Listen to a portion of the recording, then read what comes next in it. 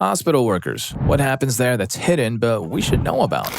It's not really a secret and it might seem small, but I'll share it anyway. I work in a hospital delivering food to patients, and it's easy to tell when someone is getting close to the end of their life. It could be that they're not hungry anymore or they might not be able to eat at all. I had one patient who didn't eat anything from their tray for 3 days in a row.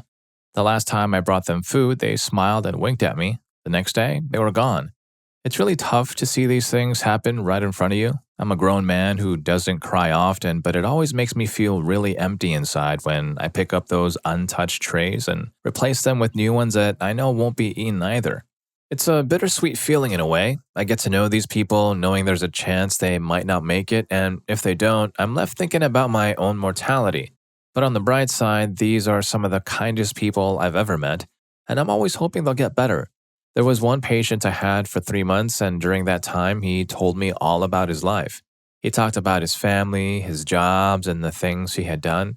He was getting closer to fading every day, but he still kept making jokes and trying to make everyone smile, no matter what.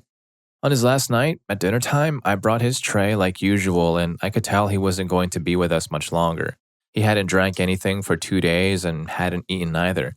He asked me if I believed in heaven and hell and if I thought there was really something after fading. I told him that I wasn't sure about anything, but that the end for me would be a welcome peace no matter where or what I ended up. He seemed happy to hear that and told me to take care of yourself, buddy. It was hard to deal with when I came in the next morning and found someone else in his room.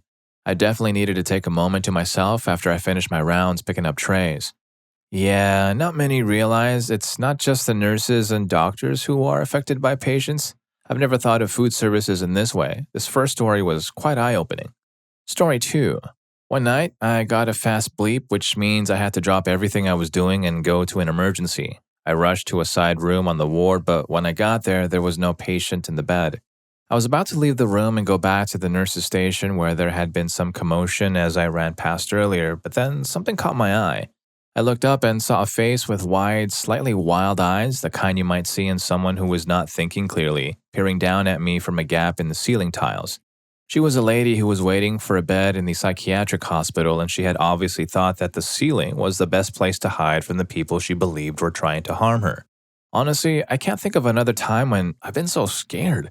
The worst part was that I had to walk back out, actually more like a dash, underneath her to get help from the nurses and security to get her down from the ceiling.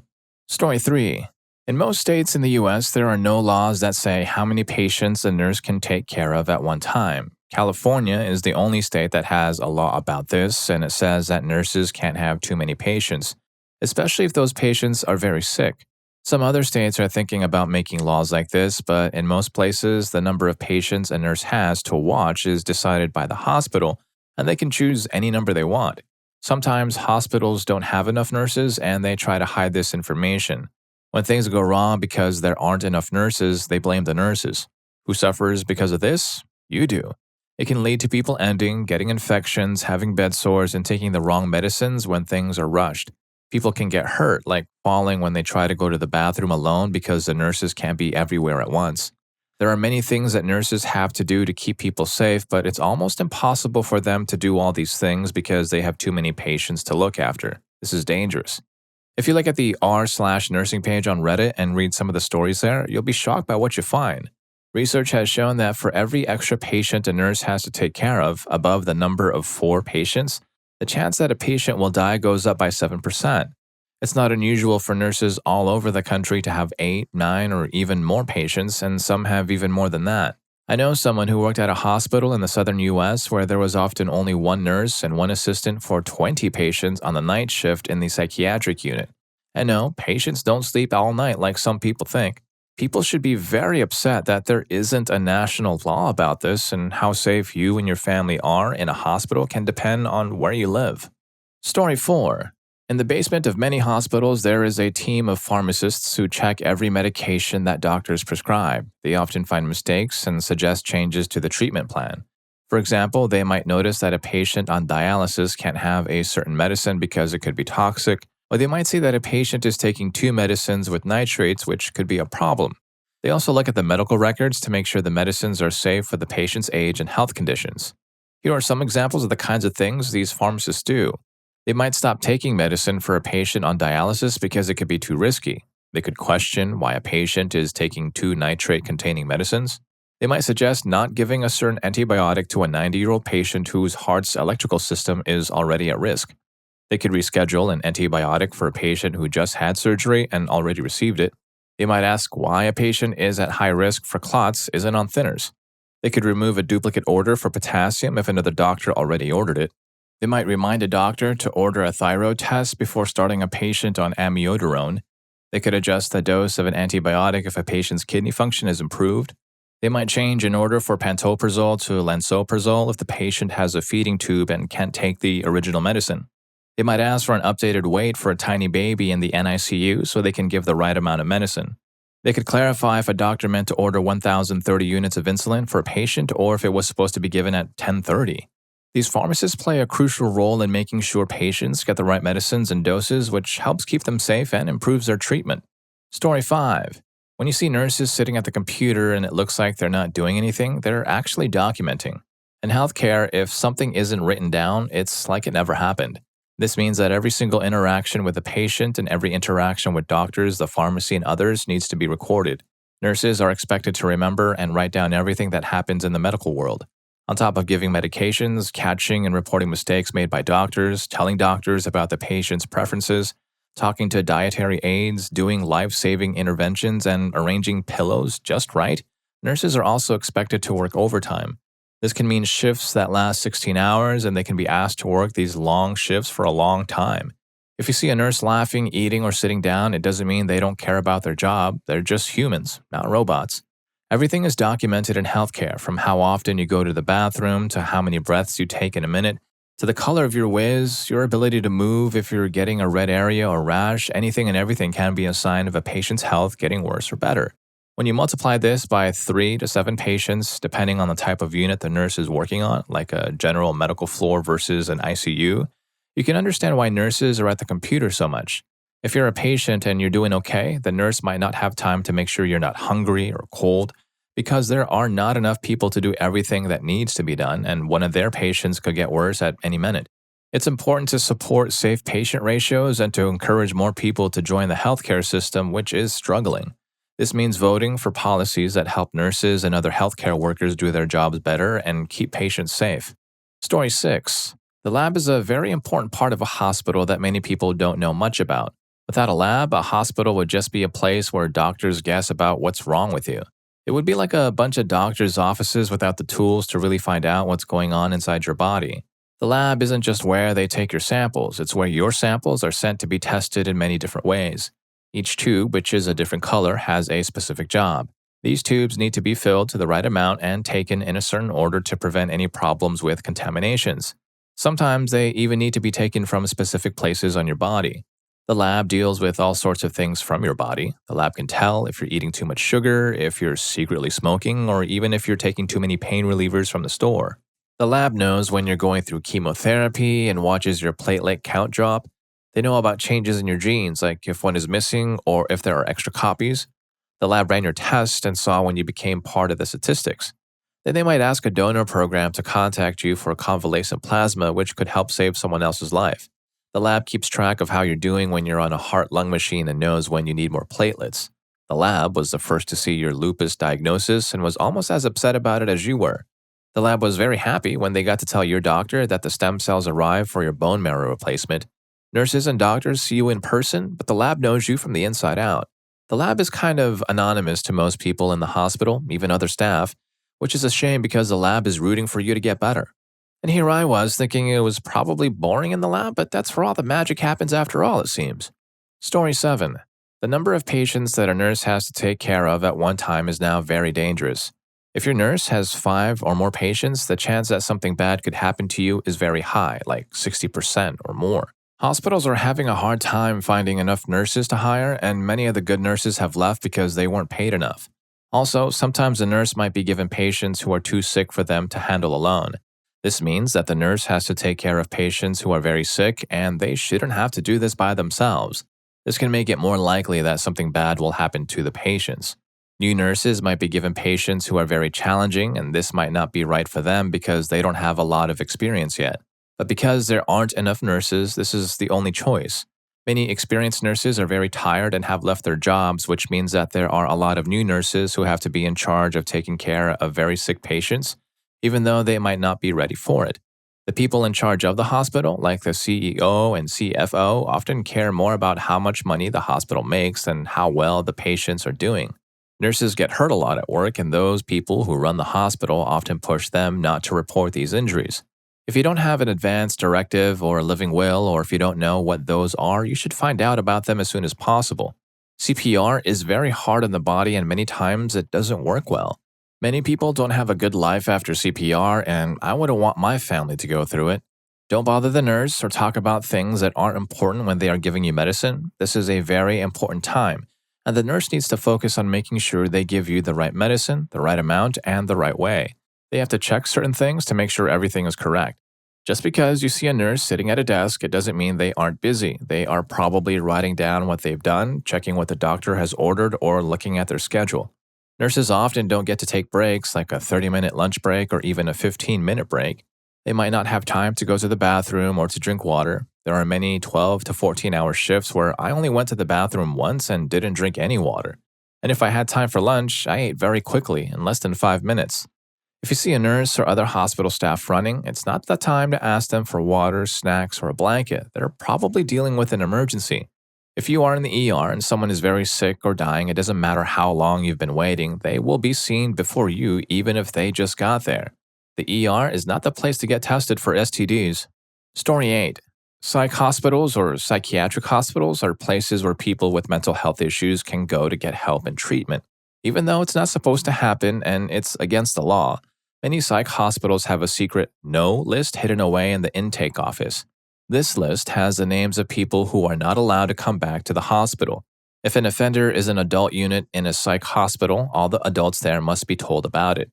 But if a different offender is in the child unit, that information is kept confidential, and the hospital is not allowed to share it with anyone, even the parents of the children who are patients there. This is a very concerning situation. When choosing a psych hospital for a child, it's important to be careful.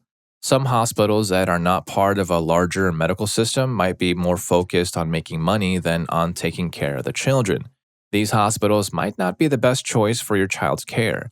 Also, the ratings and reviews of psych hospitals can be misleading. The best psych unit in an area might only have 2.5 stars, while another hospital that has been reported to the state for issues might have 2.7 stars and be considered the highest rated program in the area, according to Google reviews. If your child has a therapist, that therapist will likely know which psych hospitals are not good and give you a list of places to avoid. The same goes for adults with therapists that can also get information on which hospitals to steer clear of. It's not something people like to think about, but if hospitalization is necessary, it's good to have a list of trusted hospitals saved on your phone instead of just going to wherever you're sent. Story 9. I'm not a medical professional, but I had a very uncomfortable experience at the emergency room one night. The day before, I had an accident and hurt my back, pulling some muscles.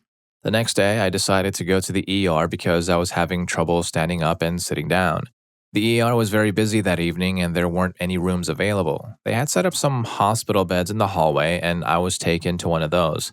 Since I couldn't sit or stand up straight, I just leaned against the bed, trying not to be in the way. About 20 feet away from me was a door to a room. I could hear a lot of noise coming from there, and then I saw the doctors leaving the room looking a bit messy. About 10 minutes later, a family was taken into the room and there was a lot of crying and sobbing. I overheard a doctor and a nurse talking. A man had been in a terrible motorcycle accident and had passed away. The noise I heard earlier was, as far as I know, the man fading and the doctors trying to save him. I will never forget the moment I made eye contact with the mother when she came into the hallway to make a phone call and tell her family that her son had passed. I felt really bad because I was there because I had gotten hammered and fallen over and her son was gone. Story 10. I used to work at a mental health hospital, but I just quit my job. Here are some of the things I learned. No matter how many times you call us, it won't change what we can tell you. If the person we're taking care of doesn't sign a form that lets us share information, we're not allowed to talk to you. We wish we could tell you about their home life, what's normal for them, and what medicines have worked in the past, but we can't. It's frustrating for everyone involved, and we wish there was an easier way. Mental health hospitals are usually very short on staff and don't have enough money. The complaints you hear about the care might be true. The money for meals and services is controlled by big companies or insurance companies, and they never meet your loved ones. We don't like it either. Sometimes, if a person is very dangerous and is hurting others, and they won't take their medicine and no one can take care of them, we have to let them go to a shelter. We wish we could send them to prison, but we can't because they're in the hospital, so they have to go to court for any charges. We had a client who we were afraid was going to harm us. The police wouldn't do anything, and he was turned away from every hospital in the state. In the end, we had to let him go. He was quickly taken somewhere else, and I have no idea where he is now in the system. He was so dangerous that I don't know what anyone could do. On that note, if someone tries to hurt themselves and doesn't succeed, they might end up in a really chaotic situation where other people are having full-blown episodes of psychosis or mania. This is not a good place for someone to get better. We know this is a problem. If you find yourself in this situation, go straight to the program administrator, because the people on the floor are probably feeling very overwhelmed and might be asking themselves, I wanted to help people, but am I really helping like this? Mental health care in the US is not good, and it's not because the people who work in it don't care. The problem is with the people who set up the system and have the money. They're the ones who don't care. Story 11. If people knew about nosocomial infections, which are infections that you can get from being in a hospital, and the typical ways that hospitals clean, they would never put their purses, tote bags, backpacks, or anything else on the floor when they visit patients. They would also wear shoe covers or throw away their shoes when they get home to avoid bringing any germs with them. About 20 years ago, my grandmother had to go to the hospital for a bowel biopsy to check a tumor. Because the bowel can be a very dirty place, the biopsy is treated like any other surgery. To get ready for the biopsy, my grandmother had to take a strong laxative that makes the contents of the bowel turn to liquid very fast. The nurse told my grandmother to stay seated on the portable toilet in her room or on the regular toilet in the bathroom. But there were several family members visiting, and my grandmother was too embarrassed to sit on the toilet with everyone around. I tried to tell my family that we should leave and give the nurse and the aide some space to work, but no one was listening to me. I moved to the other side of the room, near the door, and waited for what I knew was going to happen. As expected, while my grandmother was standing and talking with the family, her bowels suddenly emptied as if a plug had been pulled. The family members were startled and grabbed their purses, tote bags, and backpacks, running in all directions as a pool of liquid spread across the room from wall to wall and corner to corner. A housekeeper came in with a broom and a dustpan, followed by a mop and a bucket on wheels to clean up the mess. I was curious, so I waited nearby to watch. After the housekeeper finished cleaning, they rinsed the broom, mop, and bucket in the utility room and put them aside to use in other parts of the hospital. There was no special effort made to clean up hazardous materials. Unfortunately, my grandmother never fully recovered from this incident. She passed away just before her 90th birthday from complications related to an infection that never healed properly. Her mind was also affected by the anesthesia she was given. Some people suffer from long-term dementia after being given these medicines for pain. She had been very sharp before the surgical complications, and it was hard to see her decline so quickly. Officially, she passed from congestive heart failure, but that was a result of a few months of fighting a lingering infection that she just couldn't overcome. The infection might have happened anyway, but the poor hygiene practices and wound care didn't help her situation. It turned out that the tumor was not cancerous, but at that time there was no other way to biopsy a tumor in the bowel without doing invasive surgery, which can have complications. Every time I go to the grocery store and see someone putting their tote bags or purses on the checkout conveyor, I wonder where those bags have been and what germs they might be carrying. I will always prefer using plastic bags for groceries. Many plastic bags are made to break down quickly when they are exposed to sunlight or the normal bacteria in the ground. Background: I worked in nursing for many years in the 1970s and 1980s, including time in the operating room and dialysis unit. I also took care of 2 grandparents and my mom so they could stay at home for as long as possible. Alright, if you're enjoying the video and learning a thing or two from these, don't forget to hit that subscribe button and like button for more videos just like this. Let's go on to the next story. This is story 12. The long waits you experience in healthcare are not because the staff is incompetent or lazy. Most healthcare workers don't stop working or moving around. They have a lot of work to do, taking care of many patients at the same time. They often have to wait for different services from other parts of the hospital, which can take a while. They need to make sure medicines are given correctly, wait for lab tests to be done and the results to come back, and for imaging tests to be read. After all this, they only get to spend about 20% of their time directly with patients, and the other 80% is spent doing paperwork or writing notes about the care they've provided. Please understand that this can be very challenging for healthcare workers. They have their own lives and personal challenges just like everyone else. Working in a job where you're constantly helping others can be emotionally draining, and sometimes they may feel like their energy is all used up. They're sorry if they can't always show you the compassion you need in that moment. It's not really about the healthcare workers and it's not about the patients, it's about a system that's under a lot of pressure. Healthcare facilities could really benefit from having more windows, bringing in more nature, and creating a more human experience. These places are meant to help you take care of your health and get back to feeling well, not just to do damage control or delay the inevitable under the guise of saving lives. Thank you for being an active part of your own healthcare too. And if you haven't been, we appreciate you noticing this and becoming more involved.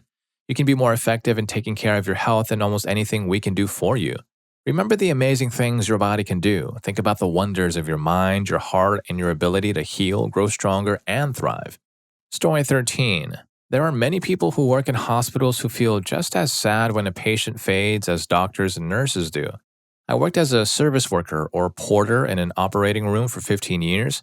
I would see patients who were fine before surgery, talking and aware, and then they would either fade during the surgery or be sent home because there was nothing more that could be done for them, like with an inoperable abdominal aortic aneurysm. It was very hard to take these patients to the morgue afterward. It felt different and very sad. One time, a young pregnant woman was brought in for an emergency surgery late at night because her baby had passed. The surgery had to be done in the main operating room. I remember her fixing her hair under her cap because it was in her eyes, and the tape holding her oxygen tube was stuck in her hair. I couldn't stand the thought of hair on my face, so I fixed it for her. She looked into my eyes and whispered thank you, but she passed away during the surgery. I will never forget the sound of her family crying. We took her and the baby to a place where her family could see them afterward. The baby was full term and very beautiful. Her poor fiancé lost both his wife and his baby at the same time. I thought it was okay afterward, but the next time I had a drink, it just all got to me, and I had to leave a wedding I was at because I was crying and couldn't be comforted. There are so many stories like this, and they all go hard. Working in the hospital taught me a lot about compassion, but sometimes you have to shut down your emotions until you finish your job. It's not that we are heartless, it's just a way to cope with the sadness we feel. Story 14. When someone is dying, the medical staff knows it. Refusing to give them medicine or other comfort measures isn't going to save their life. Instead, it just makes their suffering last longer and causes them to end in pain. During the times when visitors are allowed, you might see us sitting at the computers. I've had many family members yell at us, saying we're not doing anything, but there are reasons for this.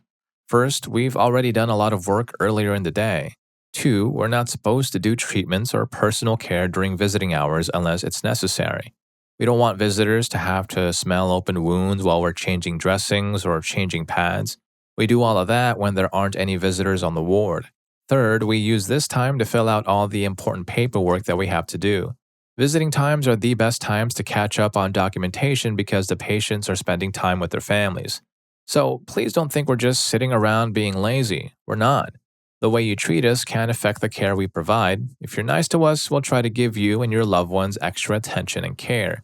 But if you shout at us or treat us badly, you'll only get the most basic level of care. So please just be nice to us. We don't get paid enough to be treated poorly. Story 15. As a junior doctor, if I or the nurse seem a bit stressed, it's not because we don't care, it's because we just haven't had enough sleep. Your surgeons, specialists, the rapid response team, and the anesthetist, they haven't had enough sleep either.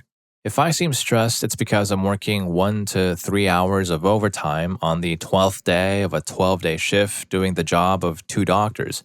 The other doctor is either sick, on leave, or wasn't funded for this term. I haven't eaten, drank, or gone to the bathroom in the last 12 hours, and I've had 6 to 8 calls in just 10 minutes, including one about a patient who is having a medical emergency right now. There's a good chance you're politely asking me about something reasonable but not urgent, and it's not really my specialties area, or it's something that almost anyone could answer better for you. For example, you might be asking why you haven't heard about your outpatient appointment from another clinic in a different hospital across the street. But because you're the first polite person to speak to me today, I haven't rushed out of the room. I'm actually grateful because it could be worse. When patients verbally mistreat me, I'm allowed to leave, but your bedside nurse still has to finish their care duties. Even though I'll be back on a day shift less than 24 hours after finishing this night shift, it could be worse. My colleagues are working from 7 a.m. to 6 p.m. and end their week with a 72-hour on-call shift over the weekend. They might not even leave the hospital and they'll be back on Monday. Even though my request for leave was rejected 8 months in advance, at least I have sick leave. None of my friends or family expect me at gatherings anyway, since I moved 5 hours away by plane for medical school. Your health systems are relying on the extra hours worked by junior doctors and nursing staff to keep going. It's not just a busy time, it's always like this. You deserve better. By the way, if you see me sitting behind a computer on the ward or in the emergency department, I'm not relaxing. That's where I order and review important tests like telemetry, urgent imaging, sample work, and live clotting studies. Out of all the things I do, this unglamorous task is most likely to save a life. Your allergies? They're in there too. Story 16.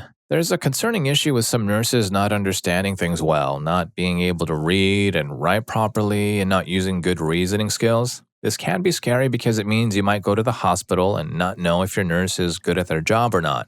Here are some things that nurses have done that show these problems. They've tried to order food for patients that had things in it that the patients were allergic to, like gluten or peanuts. They have given formulas that were clearly labeled for one patient to a completely different patient. They have thought that because someone forgot to write down when a mixed formula would expire, it meant that it would never go bad.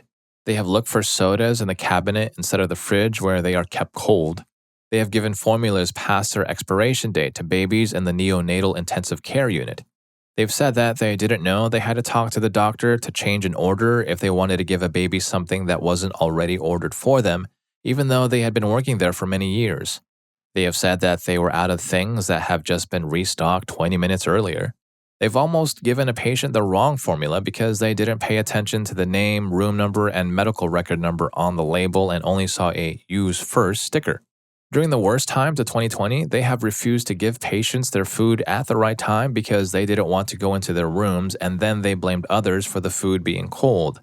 They have put frozen milk in the fridge instead of the freezer, left it on the counter for a long time, or kept it in the patient's room without telling anyone, causing hundreds or thousands of milliliters of milk to be wasted.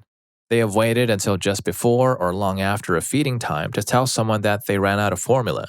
They have quote-unquote run out of formula by overpouring and throwing it out, even though the patient only needed 450 milliliters and they had been given 720. They've constantly asked when supplies would be delivered, even though there was a sign that said when deliveries happen, and they happened around the same time every day.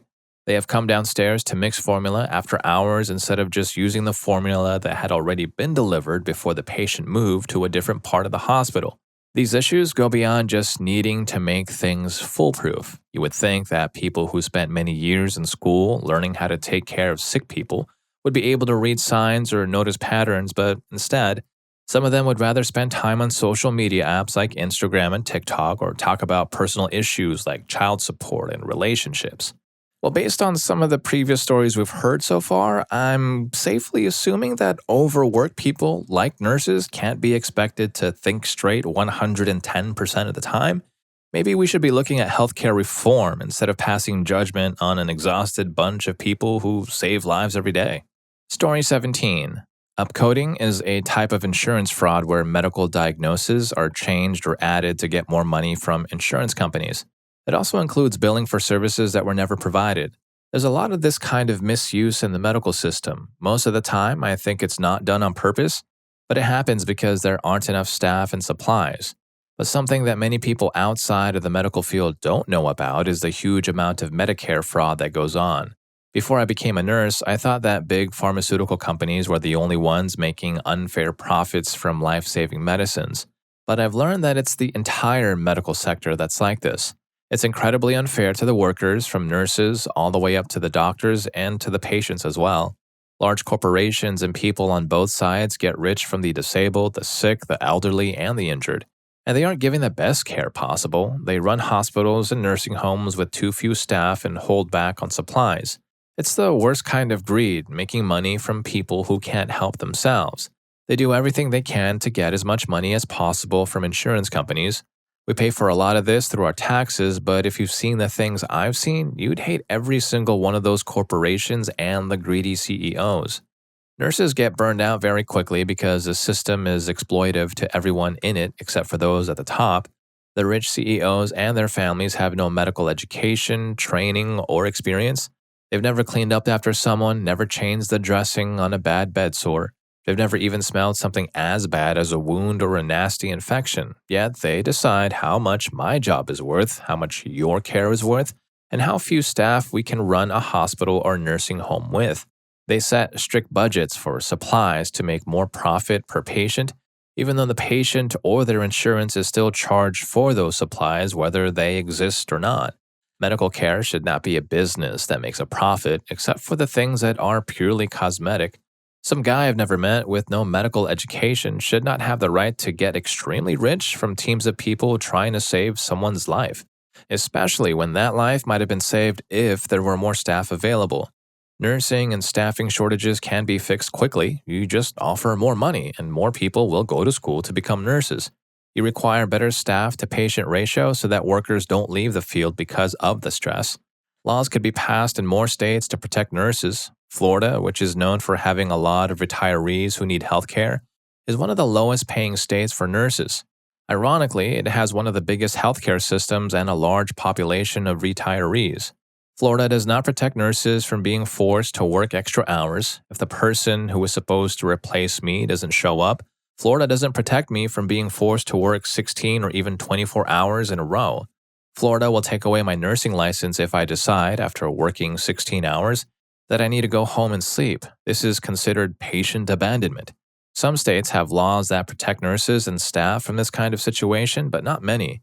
Who do you think lobbies with Florida politicians to keep laws the way they are, making it legal for a single nurse to be responsible for up to 40 residents in a nursing home, which likely neglects your family members? It's the corporations that are making a lot of money. I'm not saying that healthcare should be run by the state or making any political statements about what could be better. I'm just telling you that the system is really bad, and if you're not in it, it's much worse than you can imagine. Maybe in some states it's better, but the events in 2020 really messed things up. Corporations doubled patient-to-nurse ratios during the event, and after it calmed down, they realized they could just keep it that way. And ironically, Florida is one of the worst states to retire in because of how bad the medical system is. My wife and I are trying very hard to get out of this situation, but there aren't many alternatives for the pay we need that don't involve a lot of educational debt. And people think nurses make a lot of money. It's not true.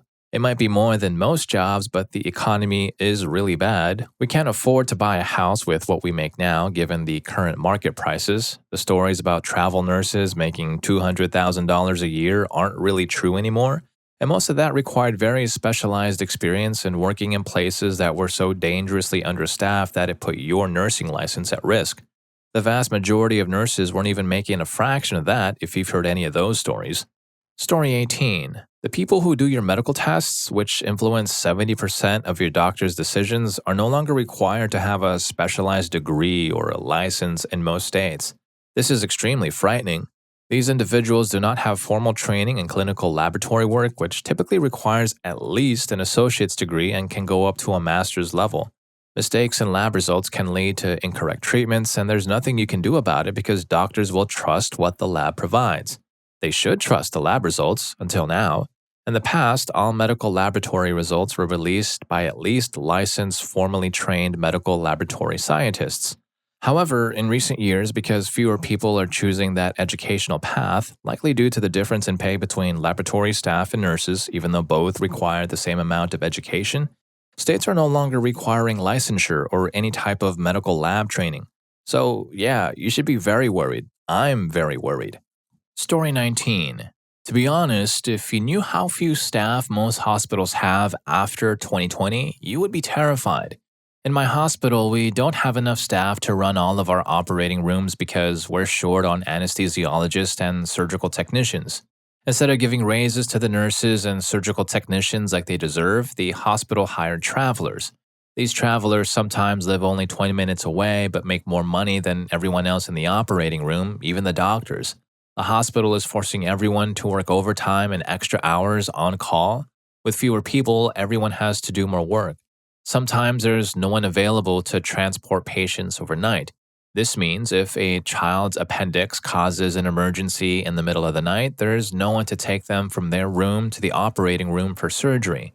If an elderly person falls in the middle of the night and the nurse is worried they might have broken something, there's no one to take them to radiology for an x ray. Because there aren't enough nurses on the floor, they have to leave all their other patients to do these jobs. This means someone might fall because their nurse was busy taking another patient to the operating room for surgery in the middle of the night. Also, understand that going to the emergency room these days doesn't mean you'll be seen right away unless you're in immediate danger. There aren't enough nurses on the floor, so even if a bed is ready for you, it might not be available. Sometimes you might need to be admitted to the hospital but end up staying in the emergency department for a whole day because there aren't enough staff to take care of you. Don't be rude to your nurses or your doctors. I'm a doctor, but I have great respect for nurses. We're all tired, overworked, and underpaid, and it seems like no one cares about us. The people in charge are too focused on making money. Don't get angry with your nurse if they need to draw your samples at what seems like an inconvenient time. Your doctor and specialists need that information to help you. Don't be mad at us because you want to go home soon. We don't decide when you can leave. If you're seeing several specialists, one might say you're ready to go home, but if the others are still working on you, you'll have to stay. Don't threaten to leave the hospital against medical advice just to get your way. We're here to help you. If you want to leave, you can, but don't make a big scene about it, and don't be upset if it takes the nurse another hour or two to come and remove your IV.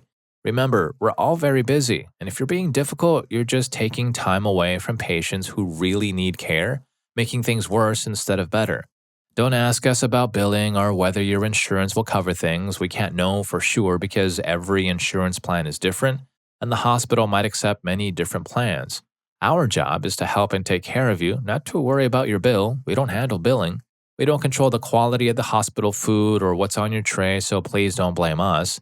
The food we get in the cafeteria is probably only a little better. In a big teaching hospital, it might be different, but in smaller community hospitals, the food served is made by the same people who make your tray. It's not gourmet for us either. Don't complain about how long it takes to get everything done in the hospital. Read the points above. We're stressed out because we sent you for x-rays at 8 a.m. and it's 1 p.m. and they still haven't been read. What you might not know is that because there's a shortage of staff everywhere, what should be a team of radiologists reading scans is a lot smaller now. I'll say it again, hospital floors are very dirty. Please don't walk around barefoot. Most of us don't even wear the shoes we have at work outside of the hospital. We leave them at the hospital and change in the locker room. That should tell you something. If your loved one has a special dietary restriction, you're not helping by bringing them food from outside. You might think they'll starve if they can't eat after midnight, but sneaking them food in the middle of the night is a bad idea. If you lie about it and we don't know, your loved one could have serious complications under anesthesia. Remember, we're there for your loved ones. They can't get up and make themselves dinner because they're sick and in the hospital. You, on the other hand, can come and go as you please. So don't treat us like waiters or chefs. We're not here to serve you. We're there for your loved ones, and so are the nurses. We're not your personal service. Don't treat us or talk to us like we're maids, butlers, etc. And if you've learned a thing or two from these stories, here's more for you. YouTube thinks you're going to love this. I'll catch you in that video, and thanks for hanging with me on this one.